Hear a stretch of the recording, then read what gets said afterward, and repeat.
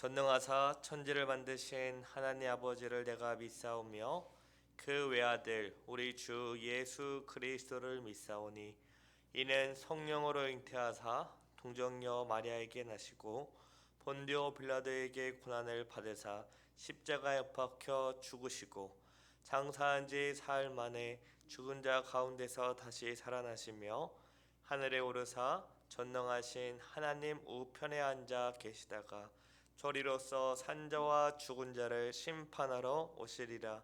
성령을 믿사오며 거룩한 공회와 성도가 서로 교통하는 것과 죄를 사하여 주시는 것과 몸이 다시 사는 것과 영원히 사는 것을 믿사옵나이다. 아멘. 다 같이 찬송가 86장 내가 늘 의지하는 예수 찬송하겠습니다. 찬송가 86장입니다. 찬송가 86장 내가 늘 의지하는 예수를 다 같이 찬송하겠습니다.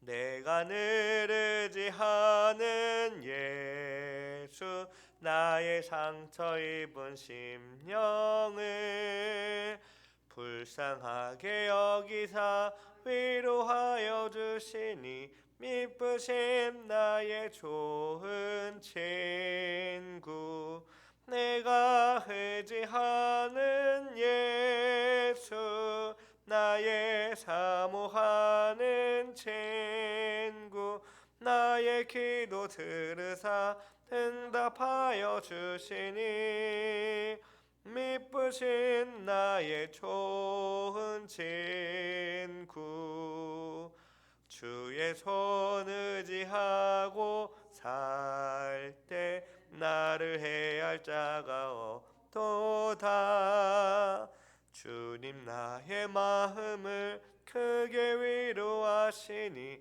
미쁘신 나의 좋은 친구 내가 의지하는 예수 나의 사모하는 친구 나의 기도 들으사 응답하여 주시니 미쁘신 나의 좋은 친구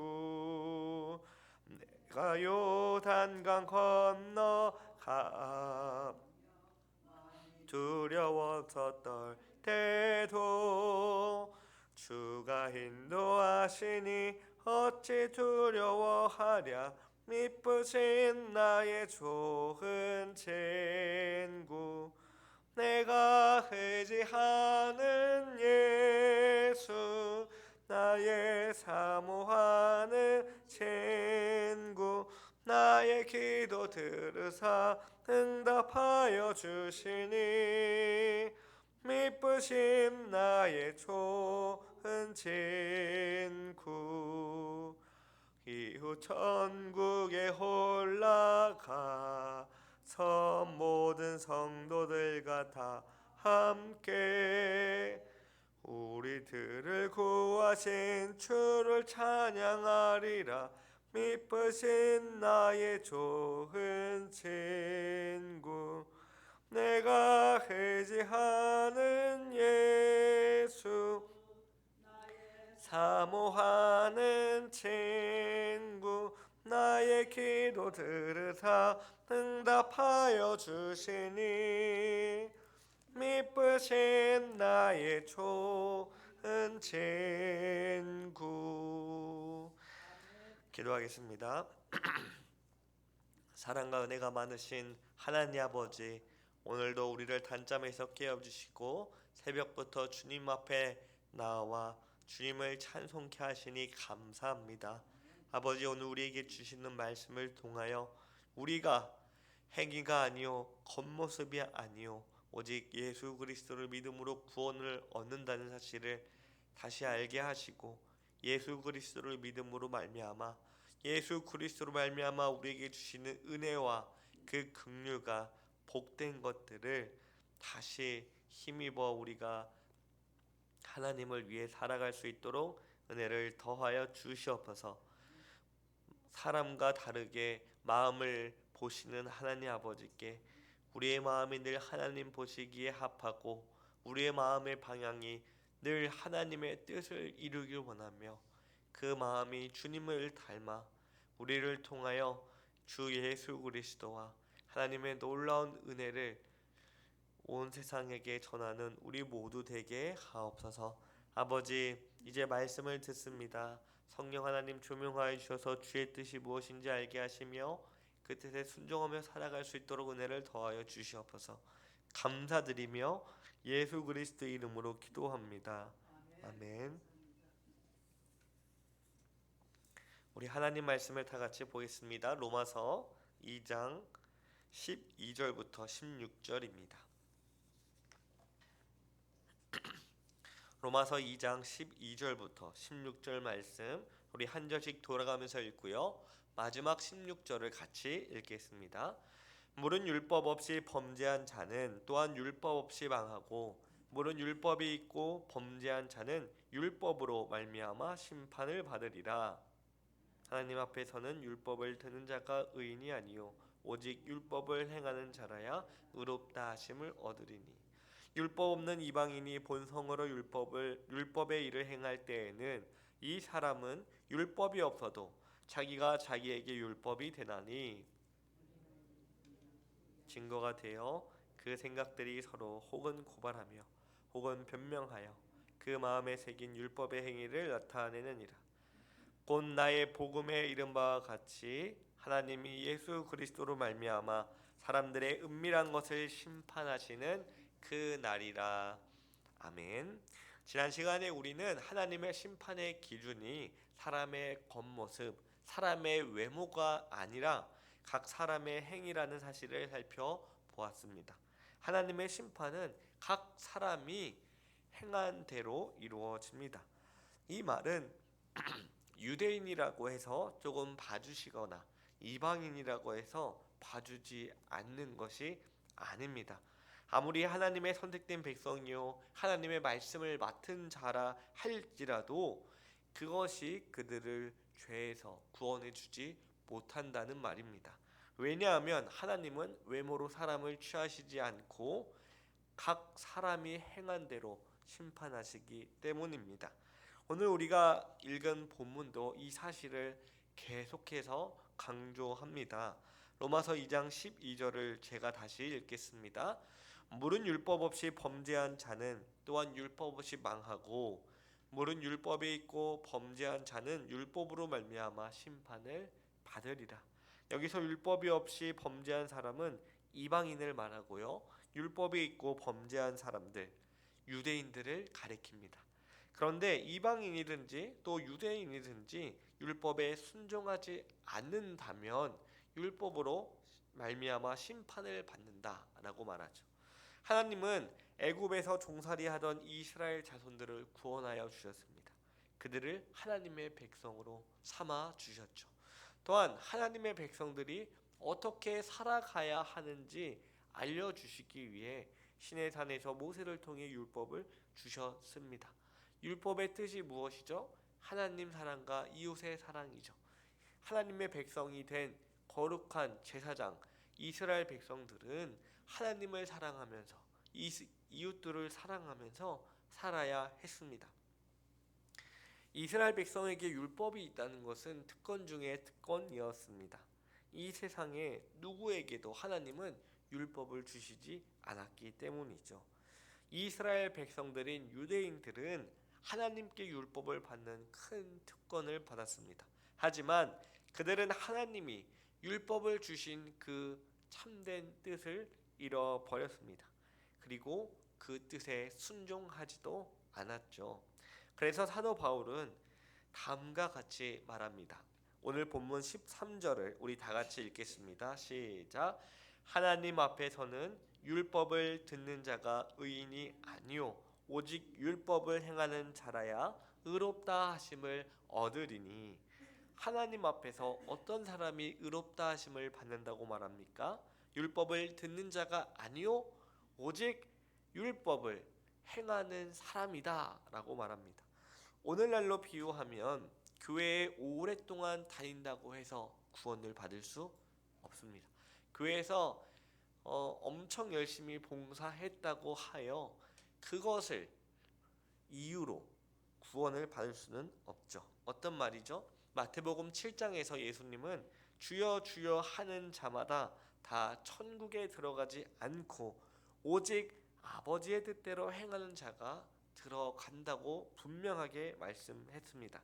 제가 마태복음 7장 21절부터 23절을 읽겠습니다. 잘 들으시기 바랍니다. 나더러 주여 주여 하는 자마다 다 천국에 들어갈 것이 아니요 다만 하늘에 계신 내 아버지의 뜻대로 행하는 자라야 들어가리라. 그날에 많은 사람이 나더러 이르되 주여 주여 우리가 주의 이름으로 선지자 노릇하며 주의 이름으로 귀신을 쫓아내며 주의 이름으로 많은 권능을 행하지 아니하셨나이까 하리니 그때 내가 그들에게 밝히 말하되 내가 너희를 도무지 알지 못하니 불법을 행하는 자들아 내게서 떠나가라 하리라. 사도 바울은 유대인들의 잘못된 사고 방식을 지금 책망하고 있어요. 그들은 하나님께서 주신 율법을 가지고 있으면 그것을 순종하지 않은지라도 의롭다 여길 수 있다고 생각을 했어요. 실제로 그들은 율법을 가지고 있는 그 자체만으로 어떤 특권을 가진 것처럼 마치 특권을 가졌는데 그것으로 이방인들을 정죄하고 판단하고 비난했습니다. 그런데 사실 유대인들의 삶을 잘 보면 이방인들과 다르게 전혀 없었다는 거죠. 오히려 이방인들보다 더욱더 위선적이고 거짓되고 하나님 앞에서 악하게 살았습니다. 지금 사도 바울은 유대인들에게 너희가 가지고 있는 율법만으로 그것을 가지고 있는 것만으로 충분하지 않다라고 말하고 있어요. 그것은 너희들의 착각에 불과하다라고 말하는 겁니다. 율법은 가지고 있는 것이 아니요 순종하는 것이라고 말하는 것이죠. 정말로 너희가 하나님이 주신 율법을 가졌다면 율법을 통해 하나님께서 무엇을 원하시는지 알고 그것을 행했어야 했다라고 말하는 겁니다. 또한 사도 바울은 유대인들이 율법을 가졌다고 자랑해서는 안 되는 이유를 또 말하는데요. 그것은 이방인들이 비록 율법을 가지고 있지 않지만 하나님께서 그들에게 양심을 주셔서 양심이 그 율법의 역할을 한다는 겁니다. 오늘 본문 14절과 15절을 제가 읽겠습니다. 율법 없는 이방인이 본성으로 율법의 일을 행할 때에는 이 사람은 율법이 없어도 자기가 자기에게 율법이 되나니 이런 이들은 그 양심이 증거가 되고 그 생각들이 서로 혹은 고발하며 혹은 변명하여 그 마음에 새긴 율법의 행위를 나타내느니라. 하나님은 사람을 창조하실 때 자신의 형상으로 창조하셨습니다. 그래서 아담의 타락 이후 인간이 죄로 인해 망가졌지만 그럼에도 아직 그들에게 선이 무엇이고 악이 무엇인지 분별할 수 있는 것은 있었어요. 그걸 우리는 양심이라고 부르죠. 이 양심은 이방인들에게 마치 율법과 같은 역할을 합니다. 그래서 하나님을 믿지 않는 사람들에게도 어떤 뭔가 죄를 저지르려고 했을 때 또는 거짓말을 하려고 할 때 무엇이 찔린다 그러죠? 양심이 찔린다고 합니다. 근데 그게 정답이에요. 하나님께서는 그 양심을 이방인들에게 모든 사람에게 주셔서 비록 그들에게 율법이 없지만 양심으로 하여금 좀 뭔가 껄끄러운 거예요. 아 이거 좀 그런데 라는 마음이 되죠. 하지만 그들이 죄를 한 번, 두 번, 세 번 계속해서 반복해지면 뭐가 묻어진다 하죠? 양심이 묻어진다고 하죠. 그것은 양심이 타락해서 망가졌는데 계속해서 죄를 그 양심의 가책을 양심의 찔림을 거부하고 외면하니까 이제는 양심이 제대로 작동을 하지 않는 상태에 이른 것이죠. 양심은 이방인들에게 마치 율법과 같은 역할을 했습니다. 그래서 어떤 사람이 죄를 지으려고 하면 양심의 찔림을 받게 되죠. 이처럼 이방인들에게 양심이 율법과 같은 역할을 하여 자신의 죄를 깨닫게 하고요, 또 변명하기도 합니다. 그렇다고 해서 이방인들이 양심을 따라 잘 살아가면 구원을 얻는다고 그런 말을 하는 것이 절대로 아닙니다. 물론 이방 유대인들에게도 율법을 다 지키면 구원받을 수 있다, 이런 말을 하는 것도 아니에요. 왜냐하면 이방인이든지 유대인이든지 죄로 인해 타락하였고 완벽한 사람은 아무도 없기 때문입니다. 지금 사도 바울이 말하고자 하는 것은, 하나님은 사람을 외모로 취하지 않으시고 각 사람이 행한 대로 보응하신다. 그러니까 유대인들이 율법을 가진다고 해서 의롭다 하고 구원받는 것이 아니다, 율법을 행하는 거야 하는데, 너희들이 지금 행하지 않고 그것을 율법을 가졌다고 해서 구원받는다고 착각하고 있다, 이것을 지금 말하고 있는 것입니다. 하나님은 사람을 외모로 취하지 아니하십니다. 그러면 하나님은 무엇을 보시죠? 각 사람의 마음의 중심을 우선 보세요. 그러니까 우리는 살다 보면 그런 사람이 있지 않습니까? 저 사람은 법이 없어도 잘 사람이야, 잘 살 것 같아. 그만큼 착하고 선하며 또 주변 사람들을 많이 도와주는 사람이 있지 않습니까? 그런데 아무리 그렇게 보일지라도 하나님 보시기엔 아직 그 거룩함에 미치지 못한다는 거죠. 왜냐? 하나님은 겉모습뿐만 아니라 그 사람의 마음의 중심을 보신다는 거죠. 그러니까 겉으로는 아무리 착하게 살아도, 아무리 선을 행할지라도 하나님이 그 마음의 생각까지 다 보시는데, 그 마음의 생각까지 죄를 안 짓는 사람은 없다라는 것이에요. 그리고 특별히 오늘 본문에서는 사람을 행위로 보신다라는 것이죠. 이것은 무엇을 말합니까? 하나님께서는 하나님 보시기에 완벽한 사람 아무도 없다라는 거예요. 로마서 2장 16절, 오직 오늘 우리 마지막 본문을 우리 다 같이 읽겠습니다. 시작. 곧 나의 복음에 이른 바와 같이 하나님이 예수 그리스도로 말미암아 사람들의 은밀한 것을 심판하시는 그날이라. 하나님께서는 마지막 심판의 날에 무엇을 보시느냐?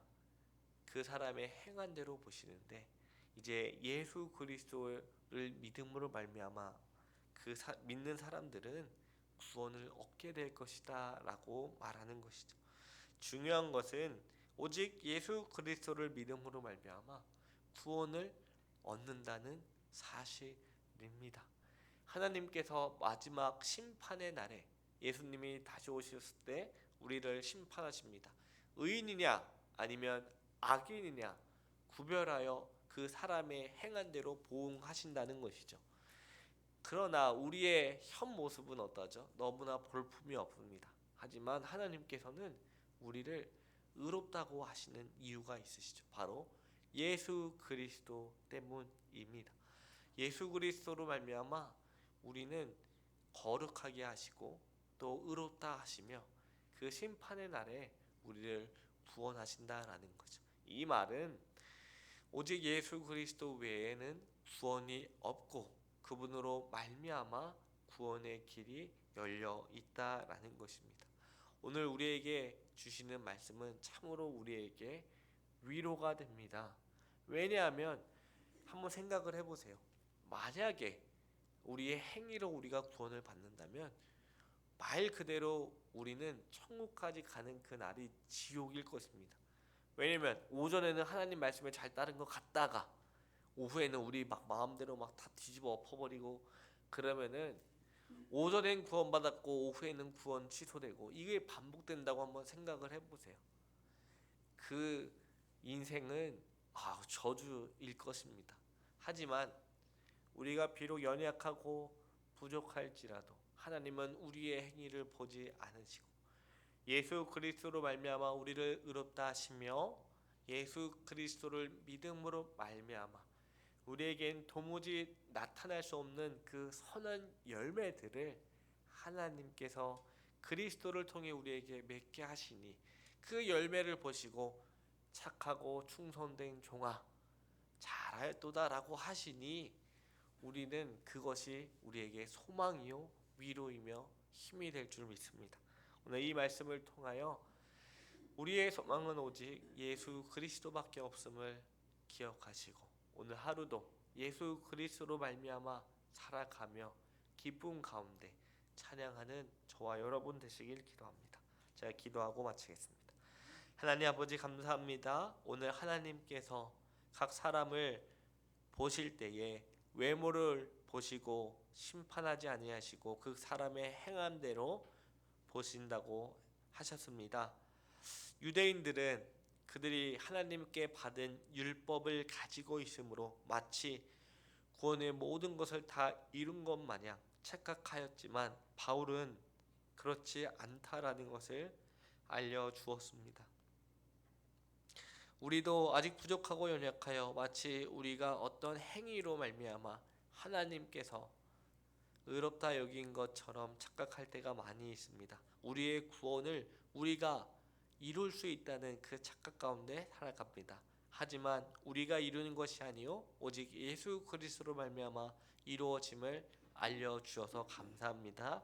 오늘 주님 앞에 나아갈 때에 예수 그리스도로 말미암아 우리를 의롭다 하시고 복된 자녀 삼아 주시며 항상 우리를 선한 길로 인도해 주신 하나님께 감사하게 하시고 비록 우리의 삶의 형편이 여유가 없고 팍팍할지라도 고될지라도 주님으로 말미암아 우리의 구원이 확정되었으며 그 구원을 날마다 이루어가신 하나님을 찬양하며 살아가게 하옵소서.